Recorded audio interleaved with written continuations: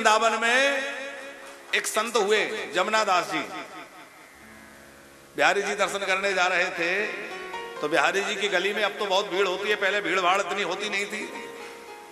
तो एक माली गुलाब के पुष्प लेकर बैठा था और वो देसी गुलाब के खुले हुए फूल एकदम कितने सुंदर लगते हैं, बढ़िया सुंदर एकदम गुलाबी कलर खिले हुए पुष्प देख करके उनका मन गदगद हो गया। बोले ये पुष्प तो ठाकुर जी को, मेरे बिहारी जी को चढ़ना चाहिए।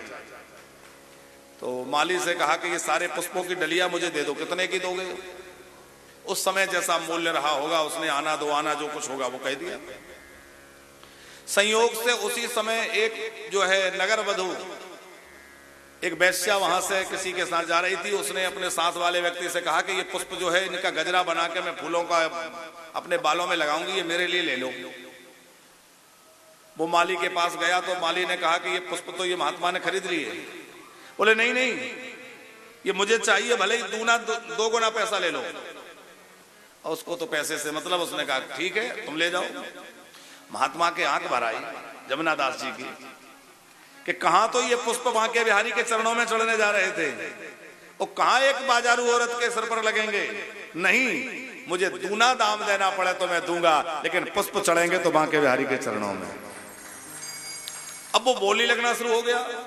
महात्मा ने उससे बढ़ के बोली लगाई। अब वो भी पीछे नहीं रहा तो उसने भी बढ़ के बोली। बढ़ते बढ़ते जो है उस समय के सैकड़ों रुपए में वो पैसों का मूल्य हो गया फूलों का।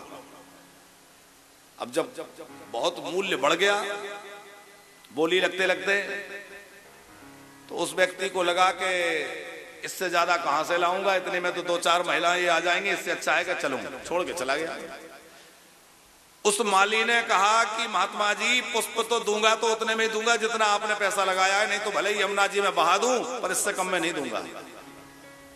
अब उन्होंने विचार किया कि इतना तो मेरे पास है ही नहीं। अपने आप को गिरवी रख दिया एक सेठ के यहाँ। घर में जो कुछ सामान था वो सब दांव पर लगा दिया, अपने आप को गिरवी रख दिया और कहा भले ही मेरा जीवन जो है पराधीनता में चला जाए, सेवा करते जाए, पर ये पुष्प चढ़ेंगे तो वहां के बिहारी के चरणों में। और फिर जो है वो उतना दाम चुका करके सेठ से पैसा लाए, दाम चुकाया, पुष्पों की डलिया सिर पर रख करके मनोरथ करते भय चले, प्रसन्न होकर चले। और जैसे ही गजरा बनाकर बांके बिहारी के गले में पधराया तो बांके बिहारी की मस्तक झुक गया। बोले इतना भार मैं सह नहीं सकता। फिर जो वहां के गोसाई थे उनसे कहा कि अब ऐसा प्रबंध करो कि यहां से कुछ धन का प्रबंध करो और जितना पैसा इन्होंने कहीं कहीं से लिया है वो सब चुका करके इनको मुक्त करवाओ। तो वो फिर वहां से चुकाया गया। कहने का मतलब यह है कि भगवान की सेवा में कृपणता ना हो। ज्ञान मार्ग में क्रोध बाधक बनता है,